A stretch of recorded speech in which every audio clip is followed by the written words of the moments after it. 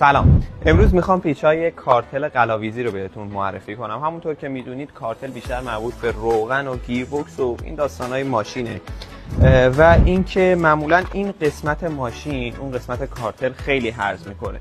یه پیچای تولید شده به اسم پیچای کارتل قلاویزی که اینا سرشون به صورت قلاویز فابریک در اومده تا بتونه اون قسمت کارتل که آلومینیوم هست، چون آلومینیوم یه نوع فلز نرمیه، بتونه قلاویز کنه و دوباره رزوه کنه تا نیازی نباشه ما 200-300 هزار تومان دستمزد تراشکار برای قلاویز کردن اون قسمت رو بدیم. پیچای کارتل قلاویزی جدیداً پیچای معمولیش هم توی بازار اومده، پیچای 10-7 سانتی 10-8 سانتی که برای قسمت‌های دیگه ماشین هست. همه این پیچا رو میتونید از فروشگاه شرح پیچ و پیج اینستاگراممون تهیه کنید.